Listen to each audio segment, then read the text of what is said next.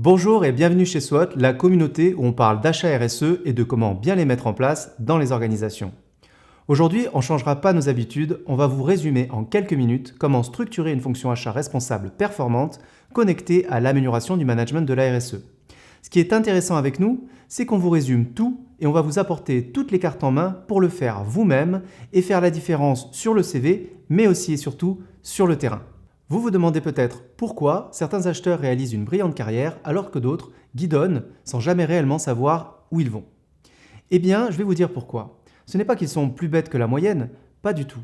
Certains arrivent même à faire beaucoup, mais le problème c'est qu'à essayer de réinventer la roue dans chaque entreprise, on perd souvent de précieuses années avant de découvrir certains fondamentaux.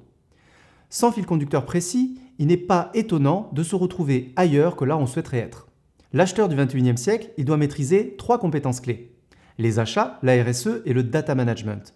Pourquoi ? Parce que ce sont les compétences qui lui permettront de générer de la performance économique, sociale et environnementale. Et vous savez quoi ? Les organisations leaders de demain seront celles qui maîtriseront la triple performance économique, sociale et environnementale. Vous saisissez ? Alors, qu'est-ce que SWOT a construit ces dernières années et comment cela peut servir votre réussite et celle de vos organisations ? Eh bien, nous avons construit ces 10 dernières années sur le terrain une méthodologie opérationnelle simple pour conjuguer performance achat et amélioration du management de la RSE. On en a fait des formations certifiantes avec peu de contraintes d'accès et surtout agréables à suivre pour aller à l'essentiel avec des cas pratiques immersifs et des outils métiers prêts à l'emploi. C'est simple, elles suivent le chemin de l'acheteur qui entre en fonction et elles permettent de structurer step by step sur le terrain au fur et à mesure pour obtenir des résultats rapides et poser un niveau d'expertise qui met tout le monde d'accord. Je vous invite à vous renseigner sur les retours de nos apprenants à ce sujet. Ils sont déjà plus de 2000 en seulement 2 ans. Je vais maintenant vous montrer comment cela fonctionne et comment créer plus de valeur à l'intérieur des organisations dans lesquelles vous allez œuvrer. Déjà, 2 choses. Faire monter la maturité achat RSE, c'est générer continuellement de l'amélioration de la performance économique, sociale et environnementale au travers de projets achats qui, les uns après les autres, vont créer un cumul de résultats qui viendront participer à l'amélioration du management de la RSE. En 2, c'est mener des projets qui viseront à améliorer continuellement l'efficience organisationnelle du service achat. Ces 2 points résument notre travail. Ces améliorations fonctionnent en cycle d'amélioration continue qui se renouvelle chaque année sans jamais s'arrêter. Repartons du début. Vous arrivez dans une entreprise. La première étape consistera à faire un diagnostic achat RSE, qui consiste à définir le niveau de maturité initiale sur la pyramide des achats et de définir un plan d'action en quelques semaines seulement pour agir concrètement.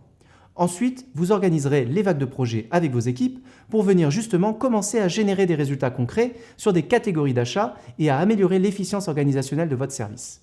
Au bout d'1 an, rebelote, vous mesurez l'évolution sur votre pyramide et vous ajustez votre stratégie achat tout simplement en mettant à jour votre plan d'action de priorités organisationnelles et des priorités PS pour priorités économiques, sociales et environnementales. Ces mêmes priorités organisationnelles peuvent concerner un travail d'obtention d'un label RSE ou d'intégration d'une solution de management de la RSE.